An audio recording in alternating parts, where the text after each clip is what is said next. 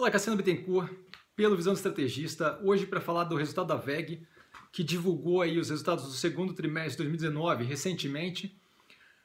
Vai ser um vídeo um pouco diferente, então assim, a gente começa, ela foi comentada pela primeira vez por mim no Live Feedback de número 14, então quem quiser ver a minha visão naquela época, vale a pena dar uma procurada, tá? É só botar Live Feedback 014 ou então botar Live Feedback e o código da WEG que encontra, ou no canal, através de browsing, né?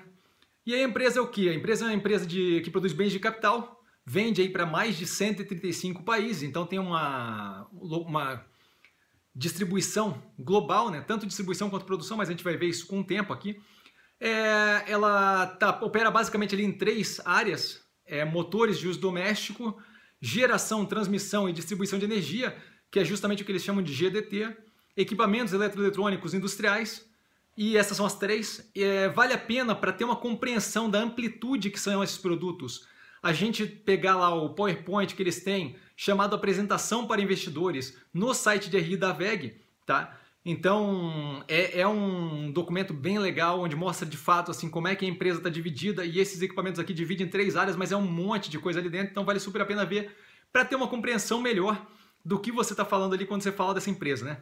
De qualquer forma, a gente começa com aquele due diligence, sabe? Olhando ali a operação, o econômico financeiro, para justamente entender como é que está a operação, ver o que tem de risco ou não no econômico financeiro. Quando a gente olha, as contas da empresa são claramente muito boas e elas vêm evoluindo num ritmo muito legal. Então eu vou dar um foco menor no econômico financeiro dessa empresa aqui e justamente dar um foco maior na dinâmica, tanto de mercado quanto a dinâmica de produção da empresa. Mas, de qualquer forma, a gente começa ali falando da receita líquida. A gente vê um crescimento de 12,1% de receita líquida frente ao primeiro trimestre de 2019, trimestre passado, e de 7,5% frente ao segundo trimestre de 2018, mesmo período do ano passado, atingindo ali 3,29 bilhões de reais. É bom lembrar que é reais, por quê? Porque a empresa tem uma presença global, então poderia a gente estar falando de dólar, né? Mas não é o caso em reais. O EBITDA tem um crescimento ali de 16,3% versus o primeiro trimestre de 2019, como vocês podem ver. 15,4% versus o segundo trimestre de 2018, então um crescimento forte aí, mais forte inclusive do que a receita líquida, que causa justamente um aumento da margem, né? Esse EBITDA atinge 537 milhões de reais, a primeira vez que um trimestre da empresa atinge mais de 500 milhões de reais como EBITDA, então mais um ponto positivo aí para eles, reforçando aquele ponto de vista de que as contas deles têm evoluído bem e tão boas, né? A margem atinge 16,3% nesse trimestre, frente a 15,7% no trimestre passado e 15,2% no mesmo trimestre do ano passado, então no segundo trimestre de 2018.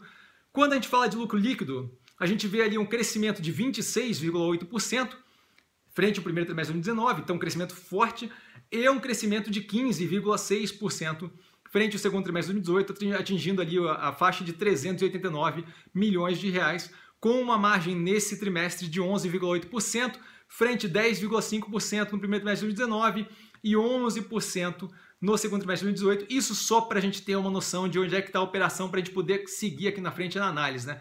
De qualquer forma, a gente pega sempre o endividamento. No caso da empresa, tem um caixa líquido de 629 milhões de reais, então um caixa líquido confortável pra caramba. É uma empresa que opera em níveis gigantescos e mesmo assim está operando com um caixa líquido forte.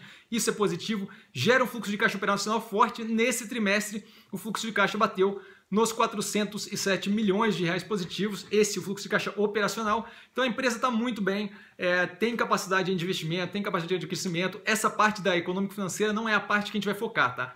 E as partes que eu vou focar justamente vem agora. Primeiro, a dinâmica da operação, tá? E aí eu quero que vocês prestem bem atenção nessa parte, justamente porque isso daqui vai avaliar, vai afetar diretamente o porquê da minha posição com relação a investir ou não na empresa no final do vídeo, tá?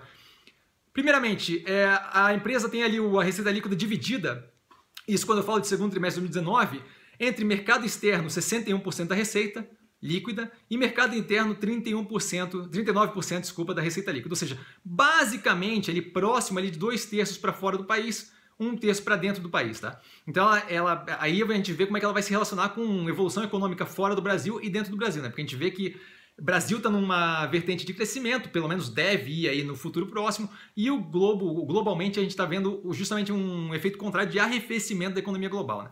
Só para a gente manter isso em mente. Quando a gente fala de mercado externo, a gente está pensando ali, focando como principal ali da operação equipamentos eletroeletrônicos industriais, então bem linkado à indústria. Tá? E quando a gente fala de mercado interno, a gente tem ali uma divisão bem clara dos principais ali, como equipamento eletroeletrônico industrial e o GTD, que é geração, transmissão e distribuição de energia. Então, assim, é mais diversificado proporcionalmente aqui no Brasil do que fora do país, tá? Segundo ponto é o mercado externo, divisão geográfica ali, tá? No segundo trimestre de 2019. A gente vê que a América do Norte e a Europa são os responsáveis por maior parte da receita, tá? Vinda do exterior. 70,5% é a soma das duas. E a gente tem ali a América do Norte, 45,8%, envolvida em guerra comercial e por aí vai. E a Europa começando também a querer, envolvida também, de certa forma, nessa questão de Brexit e uma ou outra tentativa ali do Trump de encrencar com guerra comercial, responsável por 24,7% desse faturamento do mercado externo. Então é algo para a gente manter ali na cabeça, justamente para entender o funcionamento da dinâmica da operação. Terceiro ponto, a fabricação, tá? Em 2018, e aí os dados são de 2018, a fabricação dos produtos que ela vende eram dadas 70% dentro do Brasil, tá? E aí 28% do total, não 28% dos 70%, mas 28% do total era fabricado no Brasil e vendido para fora, ou seja, exportado aqui do Brasil para fora, e 30% da fabricação total era feita no exterior. E aí vale notar um ponto ali que é o quê? No Brasil, na operação do Brasil, você tem uma parte que é fabricada no Brasil e vendida no Brasil, e na operação de fora você tem uma parte que e na operação do Brasil você tem uma parte que é fabricada aqui no Brasil e vendida para fora. Isso não acontece na operação de fora, ou seja, a operação de fora, os 30% da operação, da produção, não vem nada para o Brasil. Ou seja, isso aí já tem um indicativo de o quê? De que a gente tem barreiras de proteção aqui no Brasil que evitam justamente a entrada desse tipo de equipamento importado. O que é importante quando a gente pensa no processo de abertura econômica do Brasil nesses próximos períodos aí, né? Especialmente de acordo com a política econômica do Ministério da Economia atual, né? Com o Paulo Guedes. Como último ponto, nesses fatores aqui, a gente vê ali o custo dos produtos vendidos. E aí a gente vê ali que o custo dos produtos vendidos, CPV, é responsável ali por uma parcela de 71,2% total da receita operacional líquida. Então é muito relevante, ela tem ali um custo que é muito relevante na cadeia de produção dela.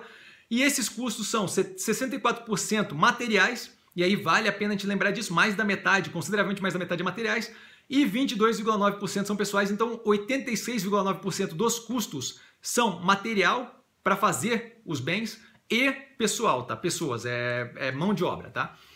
E aí, qual é o lance? Hoje eu vou fazer diferente porque hoje eu vou falar primeiro a minha posição e aí em segundo lugar eu vou falar da dinâmica do porquê que eu acho que esse é um investimento viável, mas que é uma decisão muito, muito pessoal de cada investidor aí de escolher entrar ou não, tá?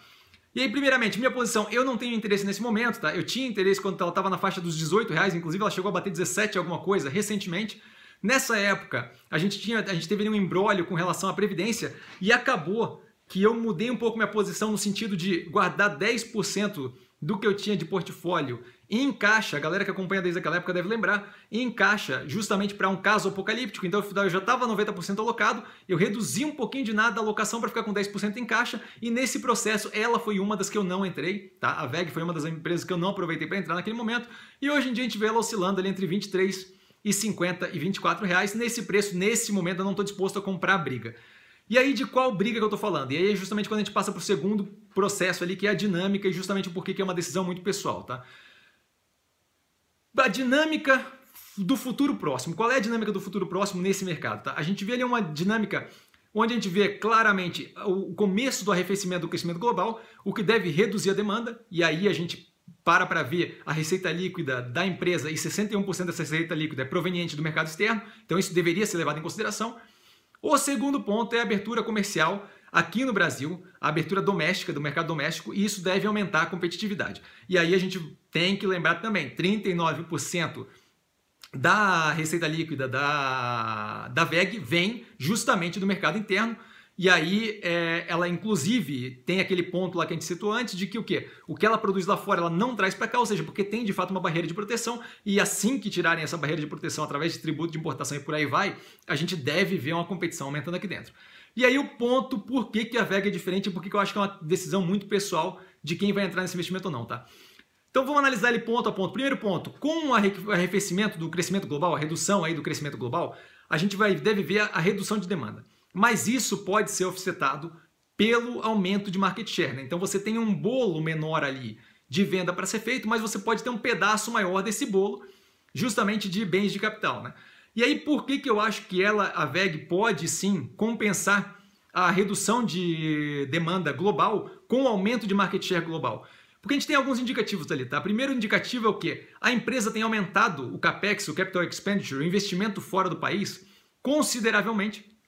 Ele tem uma proporção maior de investimento fora do país do que dentro do país desde do segundo trimestre de 2018. Então a gente vê aí um direcionamento da empresa de fortalecer a operação lá fora. E além disso, a gente viu recentemente, agora no segundo trimestre de 2019, foi divulgado ali, um contrato de exclusividade com uma refinaria que está sendo construída em Oman.